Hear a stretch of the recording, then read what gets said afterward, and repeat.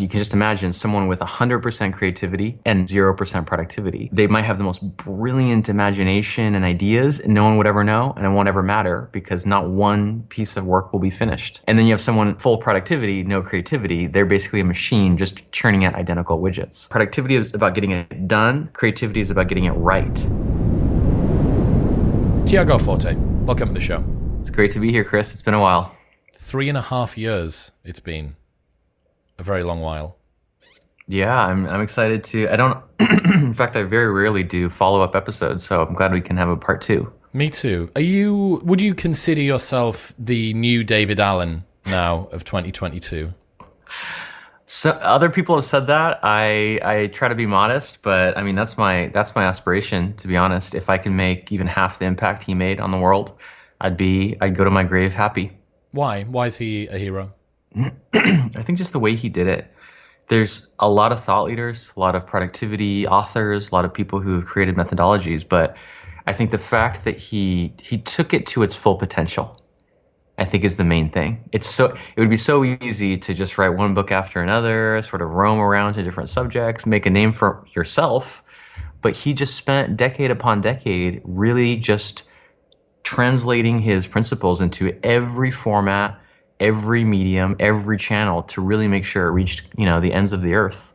And I just admire that kind of persistence on one thing because it's so important for people. The fact that people still use the GTD method 30 years after he first wrote about it, I think kind of shows the test of time. So given the fact that you're someone who spends a lot of time thinking about systems and productivity and stuff like that, how do you and how can other people avoid obsessing over productivity too much? Because looking at productivity can become a task in it, like a Sisyphean task in itself, and you can end up being super unproductive because of your constant obsession about tools and techniques and tactics.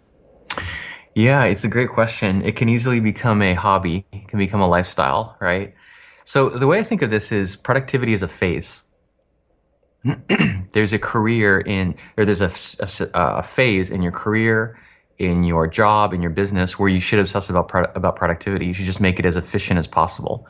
But then it's productivity. It's like reading and writing and arithmetic. It's this foundational, fundamental layer, right? Like if you don't have just the basic ability to like say you're going to do something and then do it, to just clearly go from step 1 to step 2 to step 3, which is what productivity is. Nothing else you do, no other source of leverage is going to work for you. You don't have to perfect it. You don't have to take it to level 10. Just get to like level 6 or 7.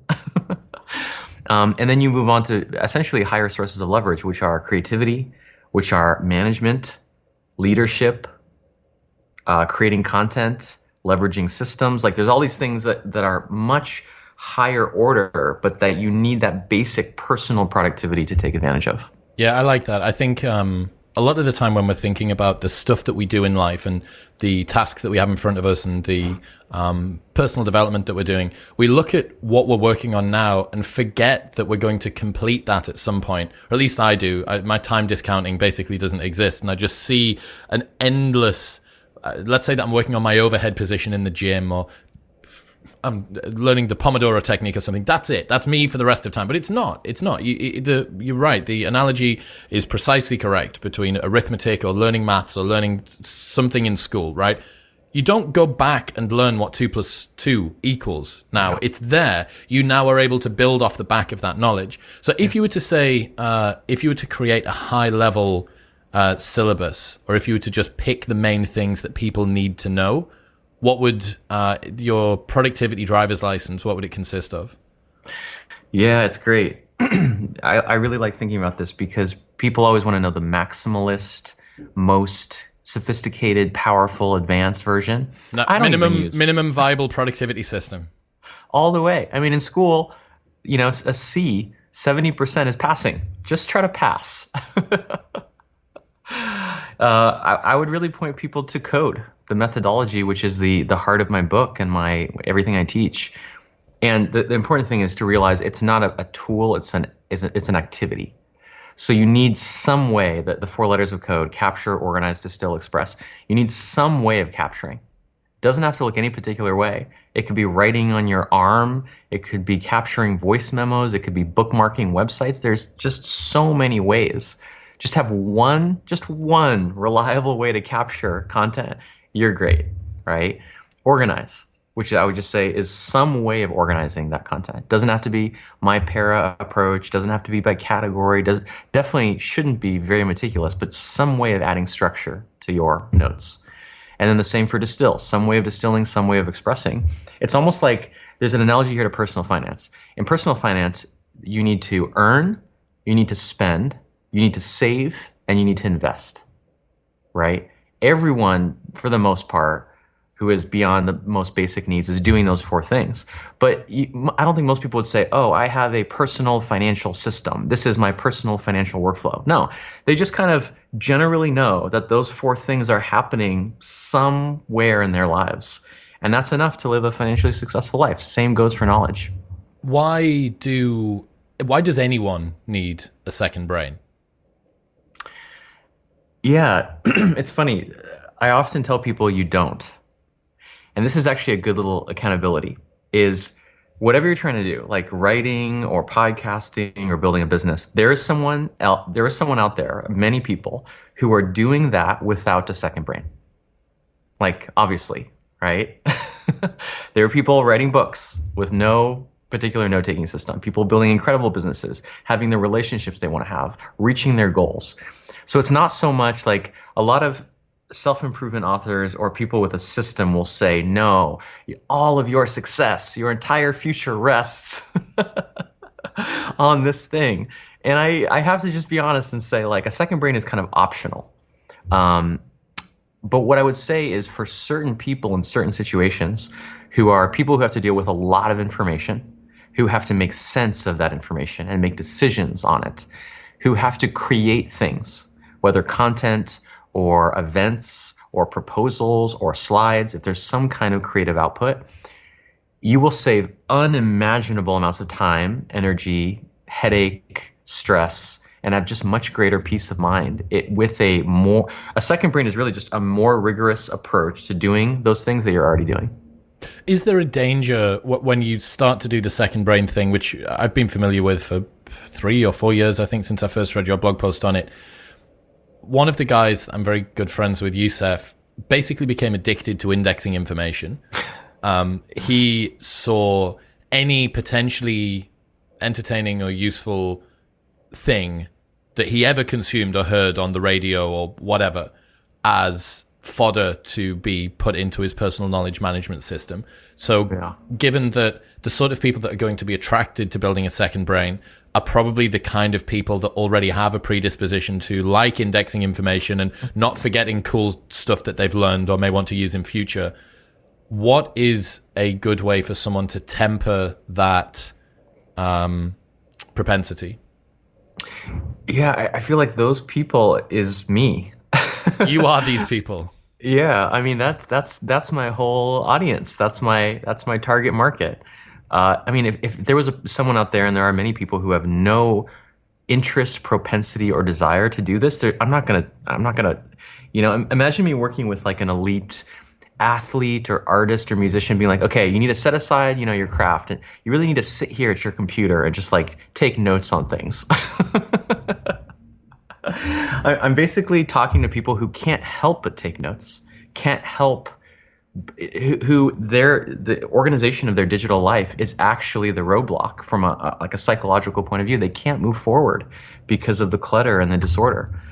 So if you're that kind of person, what I would say is to just shift how you're spending your time from consumption to creation, right? Like this is a very powerful exercise.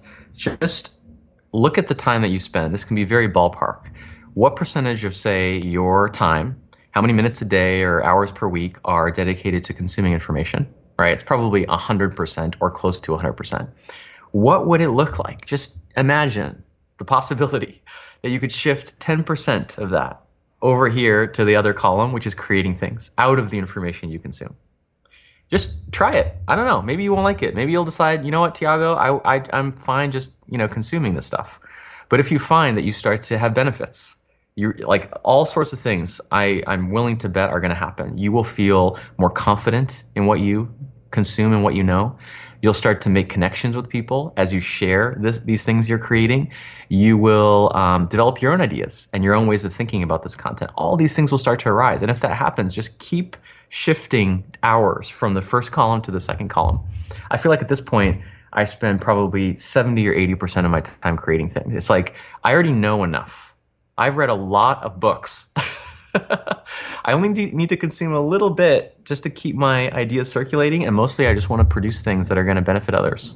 That is kind of like a macro version of what we were talking about earlier on. You know, you learn the foundations and then you start to implement. I first learned it in Atomic Habits, but I'm going to guess it's probably commonly held productivity wisdom in your world. The explore, exploit spectrum. And yes. For the people that aren't familiar, basically that when you first begin out pretty much doing anything, but especially in a career or in a life, the goal is to explore more than you exploit. So you don't actually know what you're good at or what's going to be effective for you or strategies and tools and stuff. And then over time, you're supposed to begin to discriminate more towards exploit, i.e. you go narrow and deep on a few things that you know have the highest points of leverage, and then you continue to move through there. That is something that's very attractive to me because there is a never good enough sensation. There is a feeling in the back of a lot of people's minds that they're not ready. And even if they start to create and start to see success, that there's still some sense of lack. And I think that after a while, just knowing, look, I have enough minimum viable information to get me through. And here's the big thing. Execution is so much more rare than planning is.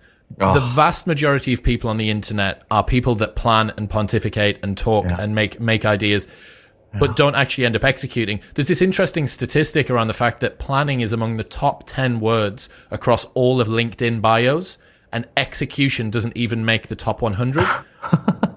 So what does that tell us? It tells us that people are discriminating toward those that can have good ideas, but you know, if planning is the numerator, or if planning is the constant, then execution is the multiplier, right? Yeah.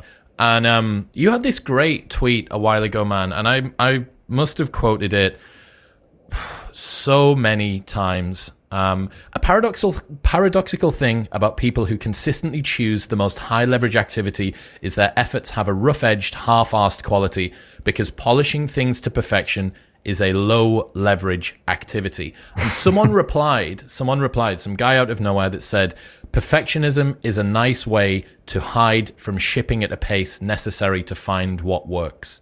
I hadn't seen that reply. That's brilliant. Seriously good.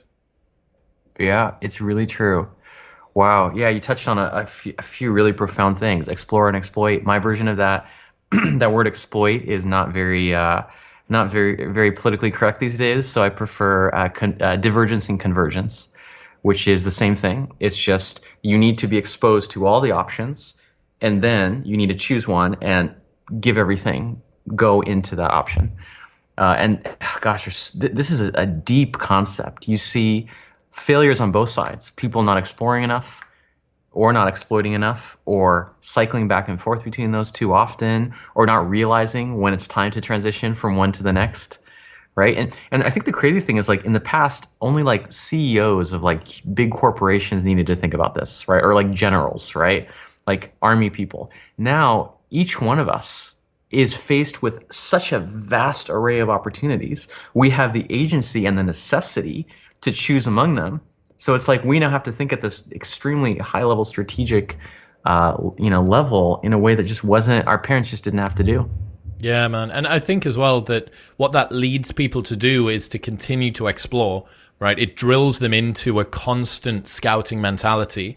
And that's where the perfectionism is procrastination masquerading as quality control thing comes in. That, look, you need to just get to a stage where you start shipping work. And the difference between putting two things out at 95 or one thing out at 99, you're going to be able to do them with the same amount of work and time, because to get from 95 to 99 is basically impossible, or it's a huge, huge lift.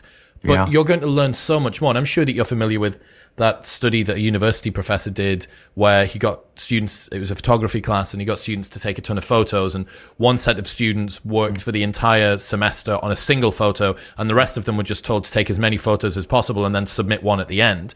And the students that, lo and behold, had taken a shit ton of photos ended up having the best work because they'd iterated, right? They'd learned what worked and what didn't. Fascinating. Wow. Yeah, that's I think that's it. That's the principle. What's a commonplace book? Commonplace book is the analog forerunner of what I'm trying to do. I'm a big student of history. The only genre that I read more of than history is science fiction. So basically, I only read about the far future or the far past. I have this series of tweets where I joke that presence is overrated. Like the present time is so limited. There's only one present, but infinite pasts and infinite futures. I made all the Buddhist Twitter crowd mad.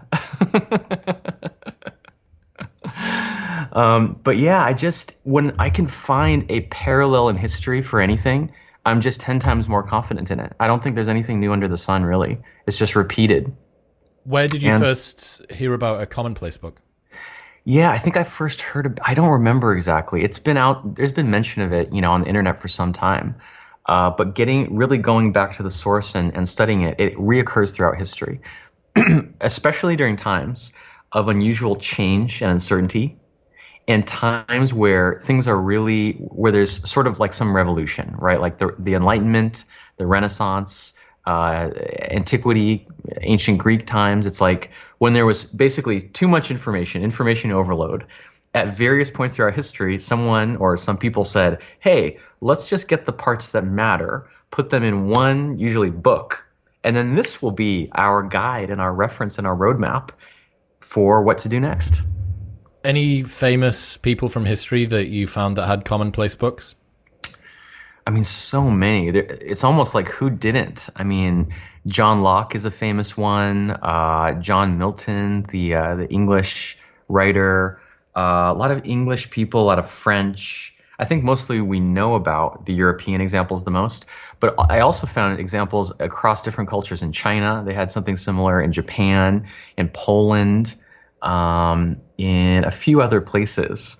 I can't think of a lot of specific names, but it's really funny. It's almost like there's this secret undercurrent through intellectual history that only pops up here and there, because in most cases, these great thinkers and artists, they either were embarrassed by this kind of underlying creative process. They'll be like, oh, that's just something I do. It's kind of embarrassing. I just write little scraps of paper and put them in the drawer next to my bed. Or they actually don't even see it. It's kind of invisible to them, right? It's like just an invisible part of their process. So I've written some posts on my blog and tried to kind of surface these examples, but a lot of great examples from throughout history. That's a really interesting thing to talk about, the fact that the people who are at the absolute peak of their craft are often the ones that are either far too aware or far too unaware of the way that they get to it. And obviously what you've had over the last, 5 to 10 years has been this huge proliferation of creators that actually deconstruct these sort of structures. People like you, or maybe an Ali Abdaal or someone like that, who their job is to look at it with a real fine-grained sort of tooth comb. But the reverse is also true as well. And what you really want is to try and find someone who was unbelievably effective but had no idea what their system was. Those are the people that you want, I don't know, like a productivity anthropologist or something, to go and study in the wild these people who are unbelievably efficient, because by design, a lot of the people that are productivity minded and are using productivity style tools in a conscious way are all using the same tools. Right? Yeah. No one's really experimenting that much, because they go and watch some of your stuff or Ali's stuff or David's stuff or whatever, and they come up with their own version of that. Who are the people that are the patient zeros of the productivity movement? Yeah, I've noticed this too. This is really a missing piece. There's really a gap kind of in the market. Often I'll listen to interviews by like the most well-known people, like the most famous actors, writers, directors, whatever it is. And they say these things, these little trite truism cliches. Like even like courses I've taken on masterclass, like what is that show? The author or the actor's studio, these kind of pretty in-depth things. And then they'll say like, well, what's your secret? Oh, you just got to, keep persisting and endure until the end. It's like, okay, these are quotes for Hallmark cards, but I also can't blame them because they literally don't remember. They do not remember.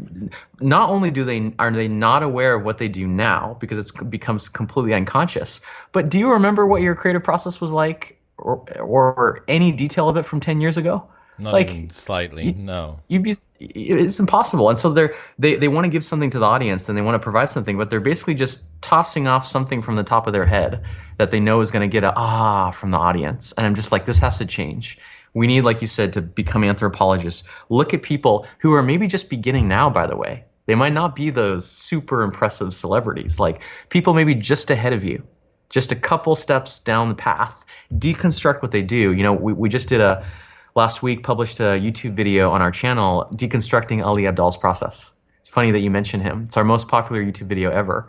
And it's because of this. Like even Ali was like, oh, I didn't realize I did it this way. And his team is like, oh, we didn't realize this happened. And then all his subscribers are like, wow, I never realized. It's like, it's news to everyone. It's interesting that you could say it's maybe even useful to the person that you're studying. But yeah, man, I mean, I had Danny Trejo. You know Danny Trejo, the nice. Hollywood superstar. He was on the show last year. And I was asking him, because obviously he'd been to jail a bunch, and he definitely was not a trained actor for the Film Actors Guild. And I was asking him about the sort of advice that he'd been given about acting. And there was a scene that he had to do where he had to walk in, sit down, and pick up a glass of water and drink it. And the piece of advice was, you don't act like you're going into the room to sit down to pick up the glass of water and you drink it. You just go into the room, pick up the glass of water, sit down, and you drink it. I'm like, I understand that to you that makes sense, Danny, but to us that sounds like someone that has a mental problem. Like that, it sounds like insanity. So I do think there's something there. Before we move on, give me your 5 most recommended sci-fi books. I mean, I have a list on my blog of over 100 that I've read. Don't want that. Don't want that. Want the 5 most recommended. I might have to look it up though. Well, just do it off the top of your head. I don't want the reference. I want the ones that come to front of mind. Yeah, my first brain is quite feeble, I have to admit.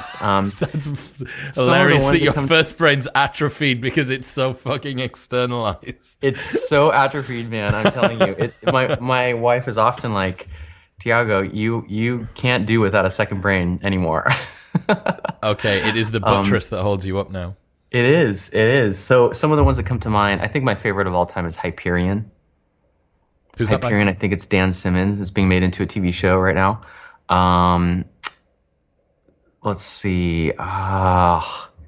Lilith's Brood by Octavia Butler was a big favorite, exploring more of the biological side of science fiction instead of technology so much. And then, some of the classics really are the best. Ender's Game.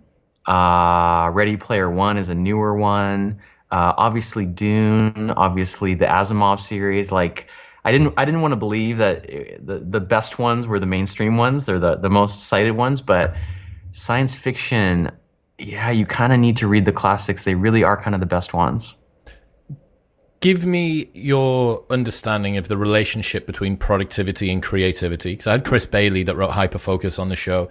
He gave me a very interesting understanding of this. I'm keen to find out your thoughts as well. Yeah, for me, they're just two sides of the same coin. They're two sides of the same coin. They complement each other. They need each other.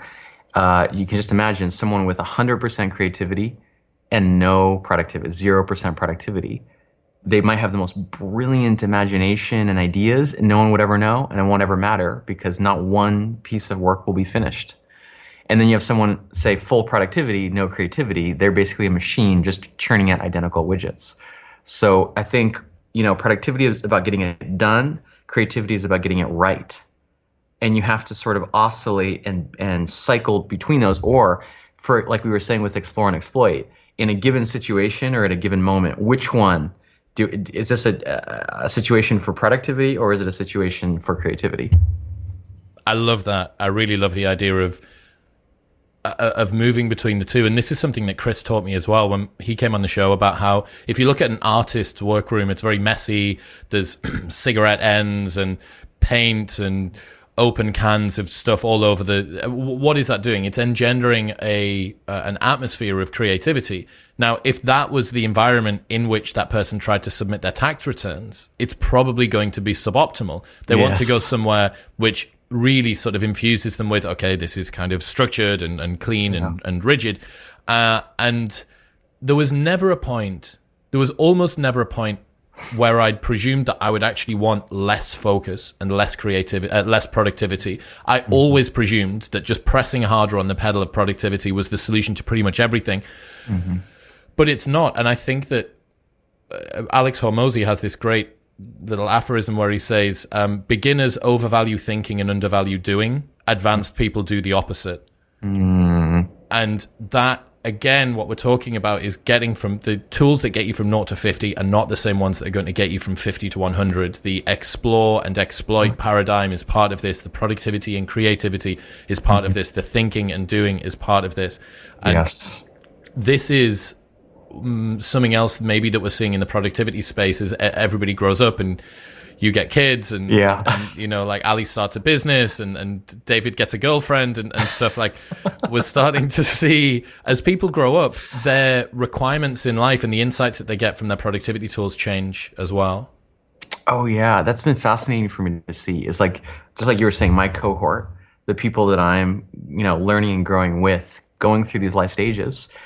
And suddenly the work has to change. The advice that I give has radically changed. Like, I have probably a quarter or less of the free time that I had 3 years ago when we last talked, right? I have, since then, I got married, bought a house, had a kid, have a second kid on the way, got a dog, 2 cars. Like how, if I'm shilling the same advice as 3 years ago, I'm off my rocker. It has to change. But then, of course, part of that is your audience growing up with you, which is natural. But then this creates the entry point for the new generation, which we're just starting to see, you know, which is so exciting for me. Gen Z productivity is going to suck. Like, don't try and be diplomatic about it. Gen Z productivity is going to suck dick. What are they going to do? They're going to tell you how to swipe through TikTok faster? Not about that. Okay, right. So workflow of building a second brain, high level, it's this code, what is it? Not an aphorism. Not it's an like antonym. A methodology. No, when you break something down? Oh, and it's acronym. Acronym. Thank you. God, my first brain's wrecked as well. Take us through code. C is first. Yeah. So this is basically the creative process, in my view, in my opinion. Capturing just refers to writing things down. I mean, this has been a necessity for hundreds, if not thousands, of years.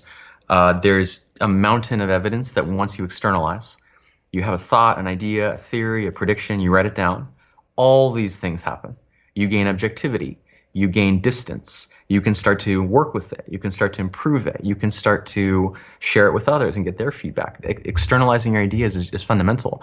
The only thing that I'm saying is new is just in the past few years, digital notes apps alongside mobile devices and software in general has reached a point, I think the balance of power with paper has shifted, that now it is worth and justifiable to take it digital in the first place rather than write it down on paper and then try to digitize it later. How should people choose what they should capture as opposed to just ruthlessly indexing everything?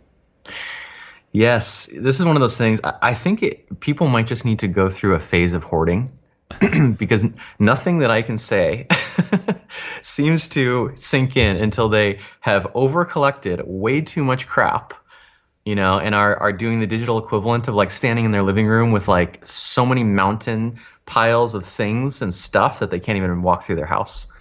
And it's fine, actually. In fact, there's even like speaking of life stages, when I was in my early 20s, all through my 20s, I was collecting just everything. I was just exploring, right? I was just taking so much in. Now I'm in my mid-late 30s, and it's like, okay, I have 7,000 notes. 7,000 notes that I have like not en masse, but individually curated and saved. So it's like, okay, I'm reading an article or something. There's a new idea. Okay, it's like I could take a note on this, but is this note really going to be the thing that like makes the difference, or should I just like capitalize on these 7,000 notes over here? So I think people just need to learn, try capturing everything. But then I think what you eventually get to is being far more picky, far more discerning, like you said. And the best rule of thumb that I know is to save something that resonates with you, save something that moves you, like on a somatic, intuitive, emotional level, is the best rule of thumb that I've encountered for deciding what to save. There's a idea from Tim Ferriss called the good shit sticks. Yes. And that has been, now this might be a cope from me because I don't have a particularly efficient personal knowledge management system. You'll be episode 500 and something in 4 years of this show. I'm just looking at my Apple Notes, which is what I use. 2,247 notes. And I don't know whether it is a cope, but certainly for me, just allowing the stuff that really, really does make me think, holy shit, I can't not write that down. That's the threshold. Now, my threshold probably could and should be a little bit lower than that. There probably are ideas that I've read that I valued that I've let go, but my requirements, given the amount that I have to put out on the show, 3 episodes a week, 3 clips a week, interviews and guesting that I do on other shows, other projects and things that I have going on outside of that, the availability for space in terms of demand has to be matched by the supply in terms of what I'm prepared to put into it. Yeah. And for me, I'll probably have sent it to other people on WhatsApp. I'll have probably taken a photo of whatever it is and gone, dude, this is unbelievable. Or I've linked it to a few friends. And then I'll go, oh, yeah, I probably should make that go in. Yeah. So again, I mean, is that an acceptable solution for you, do you think, if somebody has got a high overwhelm of information and not much time? Yeah, raise the threshold. There's a couple beliefs I have that are kind of metaphysical and that I can't exactly prove, but for some reason have really helped me with this. Maybe someone out there can find some science to back this up. I embrace confirmation bias. I come up with harebrained ideas and then I try to look for evidence that. But one of them is that kind of what you're saying with the good shit sticks, that your life is convergent. I think we tend to think our lives, especially those of us interested in many things with many pursuits, many curiosities, we think life is constantly leading us on this wild goose chase divergent thing. And I guess I've just chosen to believe, I think life tends to be convergent almost in a sense like you have a destiny. Like there's certain interests and people and opportunities and just pathways that keep arising again and again. It's almost like reality is like, hey, like we want this, it's inviting you. It wants you to go down this path just because of your nature, your personality, your background, your history, your genetics. So if I just believe that reality is convergent, it's almost like I only take a threshold that I sometimes use is I only take a note of an idea if it's tracked me down and demanded that I pay attention to it multiple times. Like only on the 3rd or 4th encounter when it's like, banging on my door and being like, take note of me, then I'll be like, okay, fine. Clearly, reality is trying to tell me something that this is important to me. And then the other one is that reality is fractal. This is something I think there's probably science to this, but it's like patterns tend to be repeated at all scales. So like your life has a pattern. That same pattern is repeated at the scale of a decade of your life. It's also repeated on the scale of a year. It's repeated in each relationship. It's like the way that you do one thing is the way you do everything. And so there's a kind of recurring fractal pattern in your life, which if that's true, it means you can only have to pay attention to one level. Like there's principles that you want to discover, but the same principle is probably visible from the way you do laundry to the way you organize your computer, to the way you organize your room, to the way you organize your priorities, to the way you organize your relationships. It's like you only need to find the pattern at one level and that whole stack gets unlocked for you. This is something I've never mentioned on any podcast because it's like really out there, but those are two kind of hypotheses that I have. Bro, I am 100% in with you here, and I don't adhere to the sort of woo metaphysical horse shit that much. I fell in love with amor fati, right, with sort of the love of fate, and I really fell in love with that over the last couple of years because I started to see these consistent themes come up in my life, and obviously you're the common denominator between all of the experiences that you have, right?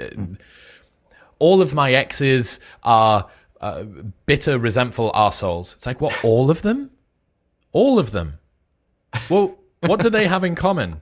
Other than the fact that they were in a relationship with you? Nothing. So either you're selecting them or you're causing them to be this way. And just realizing, I had this idea that I believe that most people's outcomes in life are going to occur no matter how much neuroses they apply to them. That all of the anxiety and all of the worry and all of the concern and the negative thought loops and the staying awake at night, I think at most, nets you about an extra 10% in terms of the outcomes that you can get in life. So another way to look at that would be to say, well, for the cost of perhaps between 5 and 10% of my outcomes in life, I could get rid of almost all of my anxiety and neuroses and thought loops and concern and sleepless nights. Okay, so what would my life be like if I believed that my destiny was my destiny to have? What would my life be like if I already knew that the success or the family or the financial aspirations or whatever, if that was there? Just imagine what it would be like if I knew that the outcome was predestined. How would I behave? How would that change my daily experience of the things and the challenges and the concerns and the worries and stuff that I have? And that, I think, maps a little bit onto the fractal stuff, things at many levels, right? I've seen this. It's arisen a bunch of different times. It's banging on the door saying, hey, idiot, you need to take notice of this. It's occurred in the gym and in my health and in my relationship with my parents. And you go, right, okay, I'm sorry. Yeah, that's an error from me. I will do better next time. And you do, and then that's one of the principles that you need to keep a hold of. But man, I'm 100% with you on that. The two borderline autistic people that love productivity talking about the woo metaphysics delivering their life direction in the universe. Yeah, it's kind of the exact opposite of the idea of self-improvement.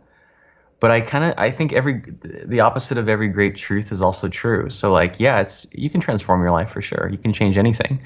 And most things are pretty much, kind of not predestined, but they're just the natural consequence of cause and effect. The future is unfolding mostly based on the past. I think it's psychologically healthy, honestly. Well, that's a really good point, the fact that it is an opposite.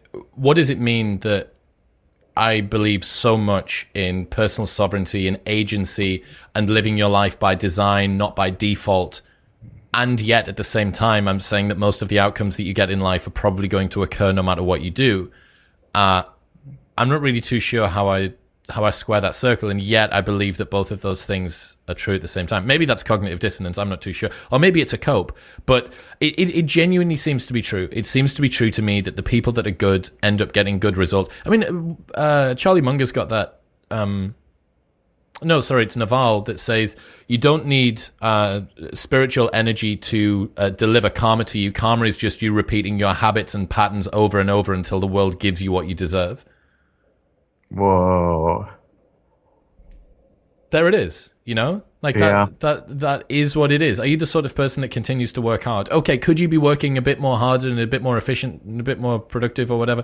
Yeah, probably. But the fundamental code, right, the foundation, the base layer that you're writing upon is the fact that you're somebody that works hard and seeks out opportunities and is personable or nice or polite or giving or a team player or has humor or whatever, right? Like the traits don't matter as much as the attributes. My dad is not an aphoristic sort of guy, but he always used to say that form is temporary, but class is permanent. And it was the fact that the long-held attributes that you have will end up winning over time, whereas the individual fluctuations in the market, the noise doesn't matter as much as the signal. I think it depends a lot on the person too. There's a lot of people out in the world who could just use more agency, who could just could use dialing up the belief that they can change things. Other people, it needs to be dialed down. Yes. Some people are just wailing on something, thinking, let me just knock down this impregnable, fortress. And they could honestly probably, it sounds weird to say it, but use less agency. Bro, I've got Jocko Willink coming on the show this week, and I'm going to ask him about this because extreme ownership, right, is his idea. He's all about radical personal responsibility. And I want to ask him, is it possible to take too much responsibility? What happens when you begin to take responsibility for things which aren't your responsibility? Well, that's part of perhaps the acknowledgement that you are able to step in and change things. Maybe that's part of a masculine role as a man to be able to hoist the heaviest weight that you can find and carry it and such like. And I go, well, yeah, but after a while, you actually end up realizing you're not netting any benefit by doing this. It's actually probably making you less effective and efficient. So I'm really interested to find out what he says there. Okay, Me too. Someone's captured whatever it is. They've got a note-taking app. They've put it down somewhere. Next up, what do they do? So after you capture for a while, it starts to pile up, and you start to realize, okay, search is powerful, but not. Someday maybe it will be adequate. We won't have to organize anything. But for now, you need to add some kind of order, some kind of structure. And I have a approach to this. It's called para, which is probably the single most popular technique that I've ever talked about or written about or mentioned. Which I think the main principle there is, instead of organizing as if you're a library, according to these broad academic subjects, business, psychology, botany, as if you're trying to create a university, this is personal knowledge management. You should organize according to your projects and your goals. That's why it's worth putting in all this effort, is to move forward your projects, achieve your goals. And so para is basically about organizing content according to how actionable it is and when it's going to be actionable. How do you not get lost in organizing? You've got, progressive summarization and stuff like that as another tool that you use.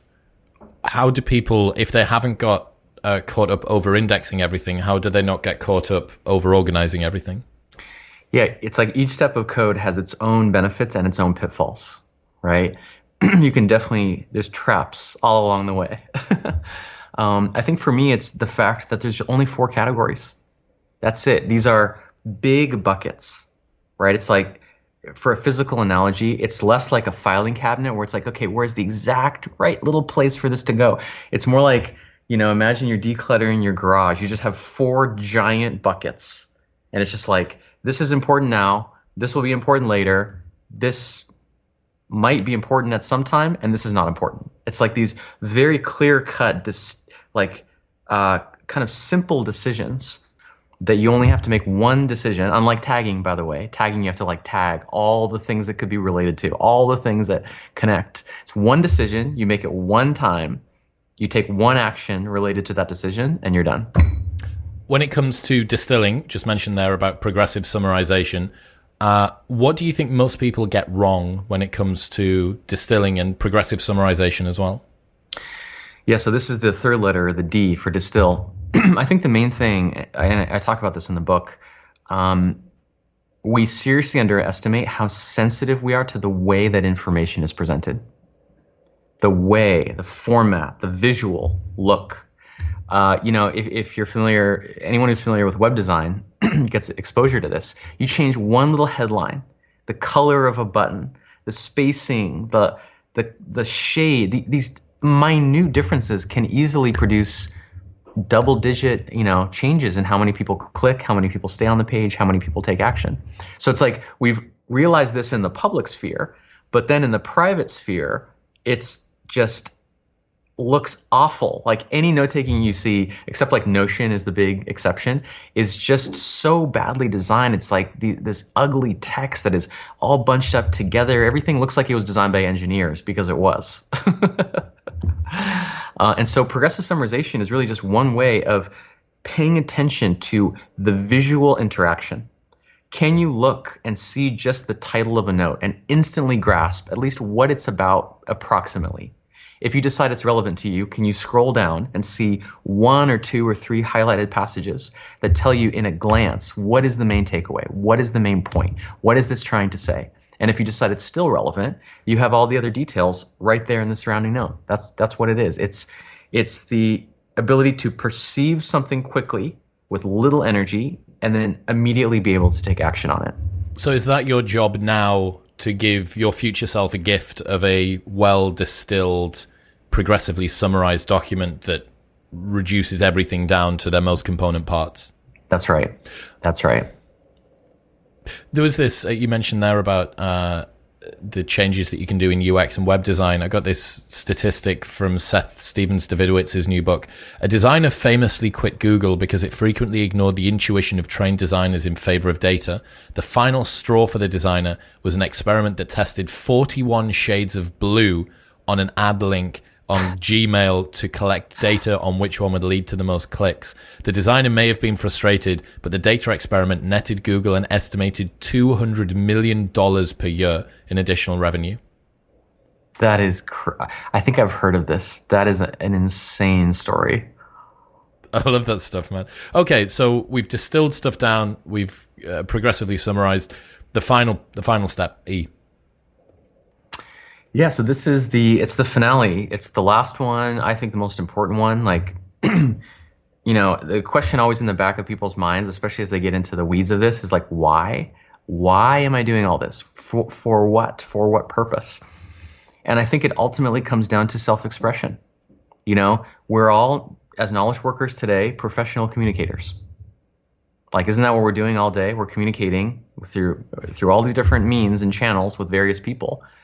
I mean, we live in a communication-centric world, and you have something inside of you. Maybe it's your story, it's a message, it's ideas, it's opinions, decisions that you basically all the outcomes you're trying to create in your life depend on your ability to communicate what that is inside of you in a way that's succinct, that is well supported and credible, that is compelling, that people want to pay attention to, and ultimately that they want to act on.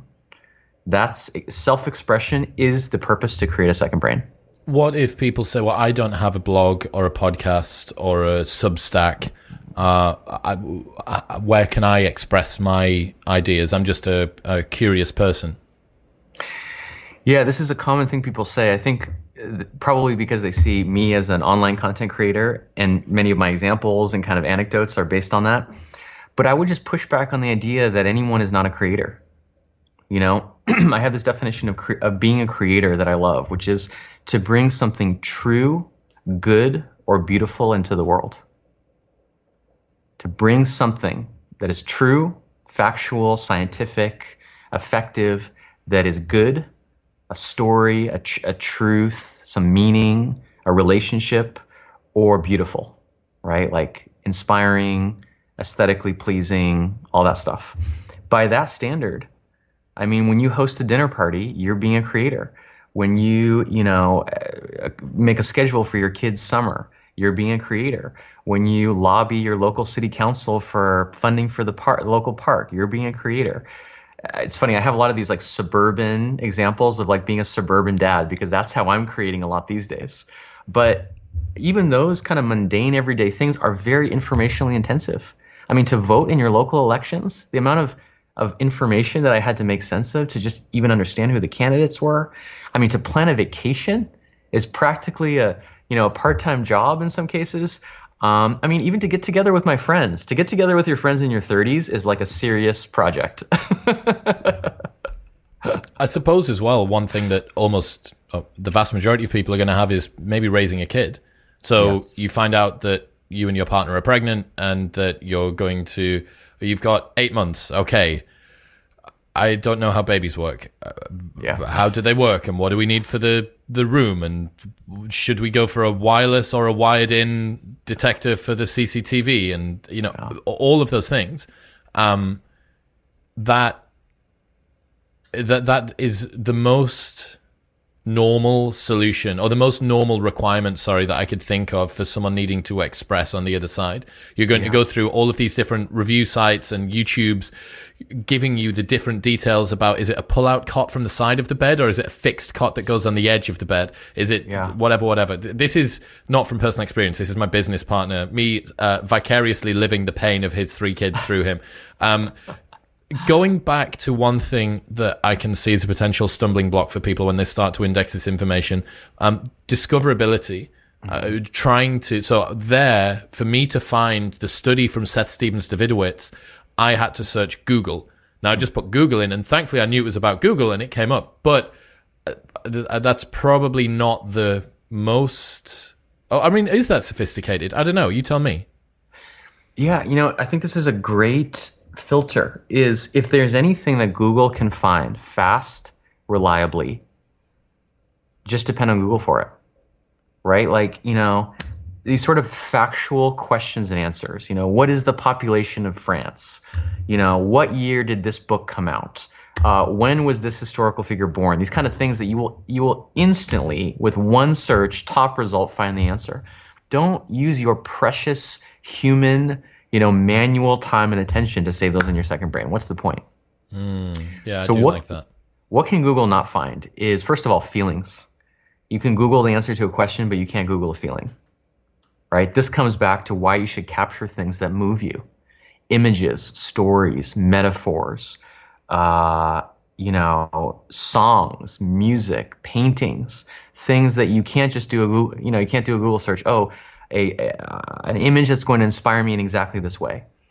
Things that are filtered through your experience, right? Like hard-won lessons you learned from making that mistake, making that error, or you learned from a mentor, or you learned from a colleague, things that maybe everyone knows them or a lot of people know them, but will have a special resonance for you because it was through your experience.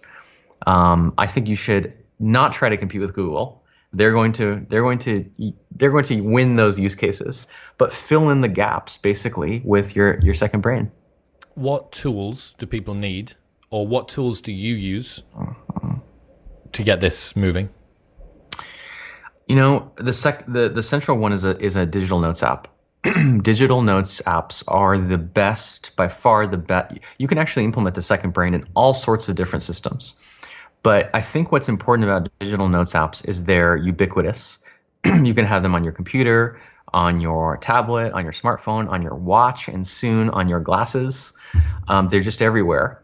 They're casual. This is the key thing. Right. Sometimes people want to have like a database with this very precise data entry procedure and all these, fields. Note-taking, the whole reason note-taking is powerful is that it's messy, it's spontaneous, it is chaotic, it doesn't follow, it's free form, right? And digital notes apps are almost like the only category of software that is that way. Software doesn't tend to be free form, right? You want that kind of open canvas, and they're free. You don't need to pay anything. Use Apple Notes or Android, whatever the Android equivalent is on your phone. Use Evernote, which has a free tier. Use Simple Note. Most of these apps, if not all of them, have a free option. Start there. It's like don't even this is the thing. It's like maybe this isn't for you. I'm not saying digital note taking is the answer to everyone and all their problems. It might be just an answer for some people for some kinds of problems. Just test it out using a free app on your phone. And if it's successful, just take it from there. If it wasn't for the fact that you were so heavily already invested into Evernote, would you have moved across to something else? Or are you grandfathered in with Evernote, or would you be tempted by Notion if you were starting again? Yeah, it's a good question. So it's funny, I've already migrated a couple times. I started originally on Microsoft Word, if you can believe it, then Google Docs, then Evernote. So my expectation, no technology lives forever, right? There's generations that mature and then kind of pass away. I'm sure at some point or another, I'm going to have to move on from Evernote. It's going to get shut down. It's going to be acquired. It's going to become obsolete. I've been testing Obsidian because there's this kind of newest wave of very sexy, very trendy apps, sometimes called networked thinking apps or link-based apps. Like the three main ones are Roam, Obsidian, and Logseek, that people are just raving about. They're crazy about. What's unique about them? It's really hard to summarize, but basically it's a completely new paradigm for personal knowledge management. It's instead of being based on a hierarchy, folders within folders within folders, it's based on a graph, much like the internet. Right? It's not an incremental improvement. It's a completely different paradigm. But from what I've seen, it has a long way to go. I was using Obsidian. It took me 2 hours of intense troubleshooting to figure out how to sync this note that I just took on my phone to my computer. And I'm a reasonably tech savvy person. Like I tend to wait until a technology is mature. It's been around for 10 years. So around like 2030, I think I should be adopting the new paradigm of Notes apps. That's funny. So one thing that I wish, I'm an avid Apple Notes user. I've tried, and there's some stuff that's gone in Evernote. There's some stuff which goes in Notion. The only things that I would bring across to Apple Notes, if I could right now, would be linking notes within notes. I think that the ability of Notion to do that, where you can nest kind of visually and you can hyperlink, is phenomenal. That's very, very intuitive and makes an awful lot of sense. And toggles, being able to snap batches of text closed so that you can just display things in a neater way. But Apple Notes is not far off, man. I mean, for a kind of the most simple use case, it's absolutely rapid. If you're typing on your phone, as soon as you press return, you'll see it appear on the screen in front of you on your laptop. It's really, really good. And I think that there's some updates coming with iOS 16, which looks pretty cool. And if they can get anywhere close to those functions that I've just mentioned there, I think there'll be no reason for me to change, at least not yet. I would start. This is what I recommend to people: start with the default pre-installed Notes app. Really, because it's like with this whole practice, the main thing is whether you do it or you don't. Right? Doing it in any degree, to any capacity, with whatever standard, will give you most of the benefits, whereas not doing it will give you none. This is why it's so important that it be frictionless. What frictionlessness does is it helps you cross over from the doing nothing to doing something, the 0 to 1, right? And if you need the built-in Notes app on your phone to do that, then more power to you. I think it's perfect. What are 5 of your most used apps when it comes to your either daily productivity or even entertainment stuff? What are the things that you rely on the most in terms of apps? Yeah, there's kind of a basic toolkit. I wrote about these in a blog post on getting to inbox zero. But there's kind of this like it's almost like you buy a toolkit and it has like a hammer, a screwdriver. There's like 5 things that if it doesn't have that, you're like, what the heck? It's like my to-do list app, which is Things, which I've used for 10 years. It's my Notes app, which is Evernote, also been on there for 10 years. It's my Read Later app, Instapaper. I think I've been on there 6 or 7 years. It is my calendar app. I use one called BusyCal, which is just basically a client for Google Calendar. And then it's the email app, Superhuman. Those 5 are like my world. They're as second nature to me as like my arms and my legs. I like don't think about them. I just like operate them as like an extension of my nervous system. Convince me on BusyCal and Superhuman, because I have a lot of calendar problems and a lot of email problems. Yeah, so let's see. BusyCal, I just love that I never have to think about it. Calendaring is this funny thing. It's kind of ironically timeless. For a while, I was using Woven, which was this like up and coming new, very sexy thing. Of course, like all up and coming trendy productivity apps got acquired or something, got shut down. And I'm like, this always happens. This is why I hate adopting new tech. BusyCal, it's just made, you can tell by just like very nuts and bolts designers and engineers just trying to solve like, these little mundane, like just stupid problems. Like when you invite someone to a calendar entry and then you move it to a different day, does it like resend something? Like little things like that just make your life like just better. And I just never have to think about it. It just does its job. That's the pitch. Okay. Superhuman. Yeah, so Superhuman is a bit harder because it's, kind of expensive for a productivity app. I mean, I'm a little bit biased here because the founder of Superhuman, he told me that my article on reaching inbox zero was one of the inspirations for the product. He said they get that article, they send it to every new hire as like, this is our philosophy. So when he told me that, and then I started using the software, I was like, okay, this is if someone just custom designed an email app for me. Because they kind of did. So I was helpless. The sales pitch was I couldn't turn it down, and so it just makes the process. Basically, what Superhuman does is it makes the process of clearing your email into the most hyper efficient, get it done, go from the top to the bottom process you can imagine, versus how most people use email, which is as a combined CRM, task management system, reminder system, note-taking system, to-do list, all these things. It's hyper-focused on that one use case. Give me 5 physical items as well that you don't think that you could live without.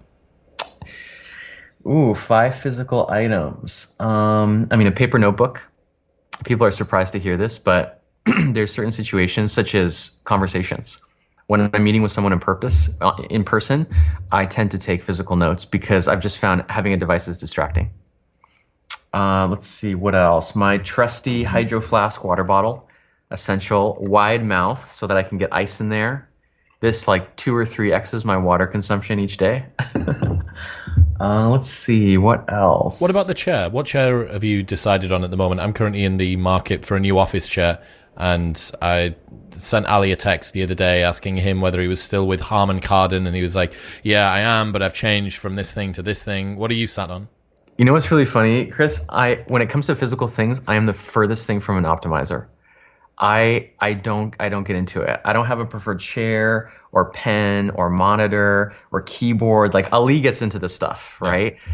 I have this weird thing where it's almost like I'm so in the digital world. I have these very specific preferences about the digital world, but the physical world, I'm kind of like, I don't really live. I live in the world of ideas, and I live in the virtual world. I barely am present here in the physical plane. Yes, that kind of rings true as well. So let's say that someone sort of likes the idea of this, but thinks, look, I've already gone through the process of having to read a book. That was fairly effortful, and I'm concerned about extra effort on the back end of going through and taking notes and progressive summarization and all of this stuff. What are the most important things of making this whole process or productivity overall less effortful, do you think? I think it's giving yourself permission to do what you like. Just move toward what excites you. Move toward what moves you. This is a deep. It's funny. I teach this course, this intensive 4-week program. All this material, and honestly, I think it's mostly about unlearning, not so much about learning. I take people through this process. They have to unlearn everything they know about note taking, which is all based in school. And all the problems that come with that, all the baggage. It's what they learned at work in corporations, which is a whole nother set of baggage. It's what they learned from their parents, right? And what we tend to learn from all these external authorities is what you care about doesn't matter. What you find interesting is probably not important. You need to spend your time and attention on things that someone else has said are important. It's like we're just systematically brainwashed into ignoring our feelings, our desires, what gives us pleasure, what excites our curiosity. And a lot of being successful in this is relearning that.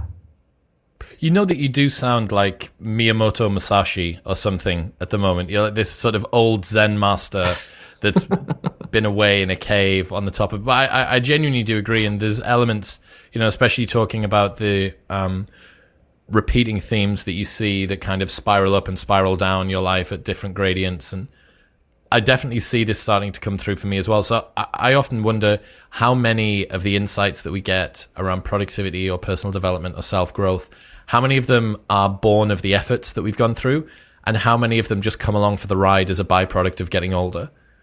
And I think that a big chunk of them actually are just that, with a little bit of a flavoring on the top of, oh, well, I found this one, or I developed this one. For sure. The real second brain is the things you learn, the relationships you have, the friends you made along the way. Look, Tiago Forte, ladies and gentlemen, if people want to check out all of the stuff that you do and read the blog posts that we've referenced today, where should they go? Yeah, you can find everything at buildingasecondbrain.com. I love it. Tiago, until next time, man. Appreciate it, Chris. What's happening, people? Thank you very much for tuning in. If you enjoyed that episode, then press here for a selection of the best clips from the podcast over the last few weeks. And don't forget to subscribe. Peace.